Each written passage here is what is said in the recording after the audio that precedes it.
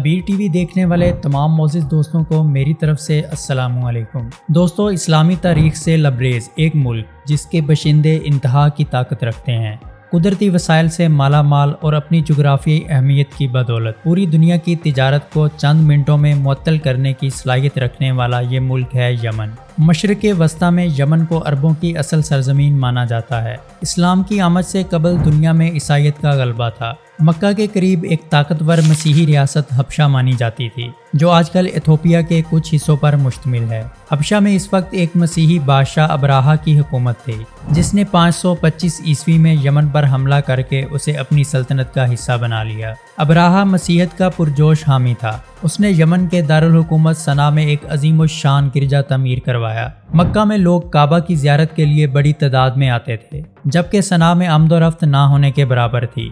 نبی پاک صلی اللہ علیہ وآلہ وسلم کی ولادت سے 50 روز قبل ابراہا نے ہاتھیوں کے لشکر کے ساتھ کعبہ پر حملہ کیا۔ عربوں کے لیے یہ ایک انوکھا واقعہ تھا، اسی لیے انہوں نے اس سال کو عام الفیل یعنی ہاتھی کے سال کا نام دیا۔ جب ابراہا نے کعبہ پر حملہ کیا تو اللہ تعالیٰ نے مکہ والوں کی مدد اور اپنے گھر کی حفاظت کے لیے ابابیل پرندے بھیجے، جن کے پنجوں میں کنکریاں تھیں۔ یہ کنکریاں ہاتھیوں یا انسانوں پر گرتی تو ان کا جسم پھٹ جاتا اور وہ تڑپ تڑپ کر مر جاتے۔ 7000 سال پرانی تہذیب کے آثار رکھنے والا یہ ملک جزیرہ نما عرب کا دوسرا بڑا ملک ہے۔ قدیم رومی اسے عربیہ فلیکس یعنی خوشحال عرب کہتے تھے۔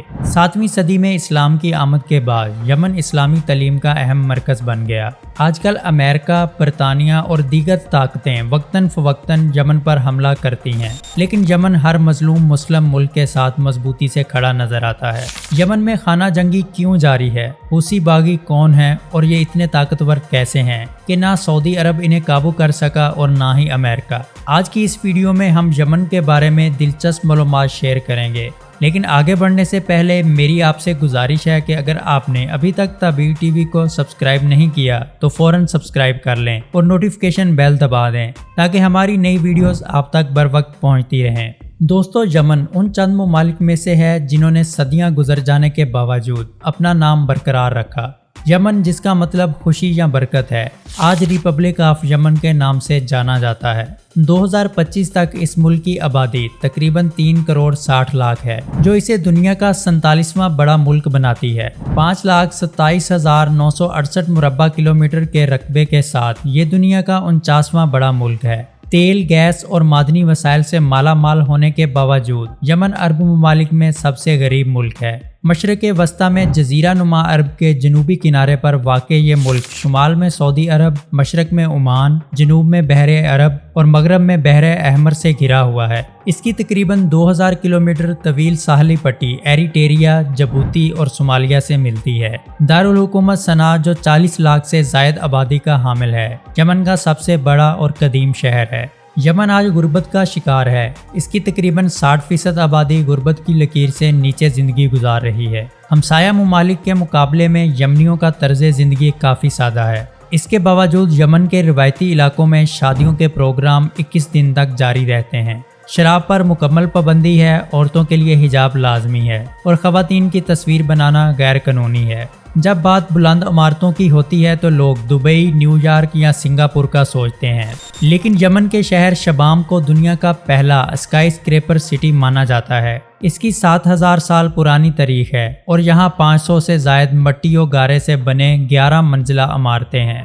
یہ عمارتیں آج خستہ حال ہیں۔ یونیسکو نے 1982 میں شبام کو ورلڈ ہیریٹیج سائٹ قرار دیا، لیکن خانہ جنگی کی بمباری سے اسے شدید نقصان پہنچا اور اب یہ cultural heritage at risk list میں شامل ہے۔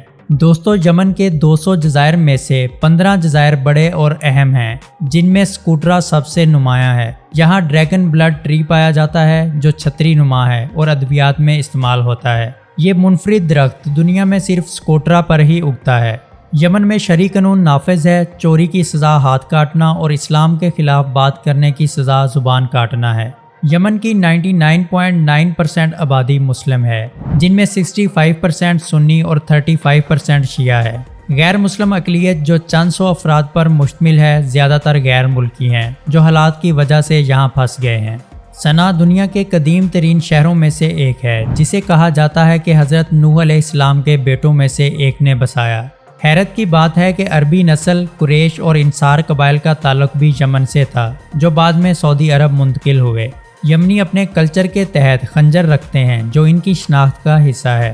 یمن کا شمالی حصہ معدنی وسائل جیسے گیس، کوبالٹ، کاپر، سونا، لوہا اور نکل سے بھرا پڑا ہے۔ انہی وسائل کی وجہ سے برطانیہ نے یہاں 1839 سے 1967 تک حکومت کی۔ یمن کی کرنسی کو یمنی ریال کہا جاتا ہے۔ ایک یمنی ریال پاکستانی 1 روپے 17 پیسے بنتے ہیں۔ یمن کا کالنگ کوڈ +967 ہے اور ڈومین .ye ہے۔ یمن ماضی میں یہودی اور عیسائی مرکز تھا، لیکن آج صرف 50 کے قریب یہودی صنعاء میں رہتے ہیں۔ شہر موخا کافی کی تجارت کا تاریخی ہب تھا اور موخا کافی کا نام اسی سے پڑا۔ یمن عرب دنیا کا واحد جمہوری ملک ہے، لیکن 2011 سے جاری خانہ جنگی نے اسے تباہ کر دیا۔ کات نامی پودے کا نشہ یہاں بڑے پیمانے پر استعمال ہوتا ہے۔ یمن میں کم عمر لڑکیوں کی شادیاں ان کی عمر سے بڑے مردوں کے ساتھ زبردستی کر دی جاتی ہیں۔ یمن کے بعد لڑکیوں کی کم عمری کی شادی میکسیکو اور بنگلہ دیش جیسے ملکوں میں کی جاتی ہے۔ یوکے میں 15 سال تک کے بچوں کی شرح 18% ہے، جبکہ یمن میں 40% ہے۔ گلف آف عدن یمن کا خوبصورت ساحل ہے۔ مشکل ویزا پالیسی اور خانہ جنگی کی وجہ سے سیاحت نہ ہونے کے برابر ہے۔ گلف آف عدن سے دنیا کی 75% تجارت گزرتی ہے۔ کچھ عرصہ پہلے 2024 میں حوثیوں نے اسرائیل سے آنے جانے والے جہازوں کو روک کر غزہ کے لیے امداد کا مطالبہ کیا، جس کے بعد امریکہ اور برطانیہ نے یمن کی سمندری حدود میں مشترکہ آپریشن شروع کیا۔ یمن 15 منٹ میں اس راستے کو بند کر کے عالمی معیشت کو محفوظ کر سکتا ہے، جس سے دنوں یا ہفتوں میں نہیں بلکہ چند گھنٹوں میں دنیا کی معیشت بیٹھ جائے گی۔ حضرت سلیمان علیہ السلام کے دور میں ملکہ سبا کی یمن پر حکومت تھی، جس کا ذکر قرآن اور تورات میں بھی آتا ہے، اور یہ وہی ملکہ تھی جسے عربی میں ملکہ بلقیس کے نام سے پکارا جاتا ہے۔ یہ سلطنت ایک طاقتور تجارتی مرکز تھی۔ اس سے یہ اندازہ لگانا مشکل نہیں کہ یمن ماضی میں بھی ایک تجارتی ہب ہوا کرتا تھا۔ 9ویں صدی تک یمن مکمل طور پر مسلم ہو چکا تھا اور اس کا شمالی حصہ ترکوں کی تجارت کا مرکز تھا۔ 1948 میں امام یحییٰ کے قتل کے بعد ان کا بیٹا تخت نشین ہوا۔ 1987 میں تیل کی دریافت ہوئی۔ 1990 میں شمالی اور جنوبی یمن کا اتحاد ہوا، لیکن 1994 میں دونوں فوجوں کے درمیان جنگ چھڑ گئی۔ شمالی یمن نے ایران کی حمایت سے جنوبی یمن کے کئی علاقوں پر قبضہ کیا، جبکہ جنوبی یمن کو سعودی عرب کی حمایت حاصل تھی۔ اس جنگ میں 80,000 کے قریب اموات ہوئیں۔ برطانیہ نے 1967 تک یمن پر قبضہ رکھا اور جاتے جاتے اسے 2 حصوں میں تقسیم کر دیا تاکہ یہ کبھی مضبوط نہ ہو۔ اگر یمن ایک مضبوط تجارتی ہب بن جاتا تو برطانیہ کو تجارت کے لیے ہمیشہ کے لیے یمن کا محتاج ہو کر رہنا پڑتا۔ برطانیہ کی یہ چال کامیاب رہی۔ شیعہ سنی تنازع نے سول وار کی شکل اختیار کر لی۔ شمالی یمن حوثیوں اور جنوبی یمن سعودی حمایت یافتہ سنیوں کے کنٹرول میں ہے۔ دونوں گروپوں کے آپسی اس تنازع سے یمن نہ تو ترقی کر سکا اور نہ قدرتی وسائل سے فائدہ اٹھا سکا۔ یہی وجہ ہے کہ یمن آج دنیا کے خطرناک ترین ملکوں میں سے ایک مانا جاتا ہے۔ عریبین لیپرڈ یمن کا قومی جانور ہے۔ فٹ بال قومی کھیل ہونے کا درجہ رکھتی ہے۔ عریبین جیسمین کو قومی پھول ہونے کا اعزاز حاصل ہے۔ گولڈن ونگ کروسی بیک قومی پرندہ ہونے کا اعزاز رکھتا ہے اور ڈریگن بلڈ ٹری قومی درخت ہے۔ خانہ جنگی کی وجہ سے یمنی ریال کی قدر گر چکی ہے۔ فی کا آمدنی تقریباً $700 سالانہ ہے، جو یمن کو دنیا میں 180ویں نمبر پر رکھتی ہے۔ حوثی باغی جو ایران کی حمایت یافتہ ایک مسلح فوج ہے، یمن پر کنٹرول کرنے کی جنگ لڑ رہے ہیں۔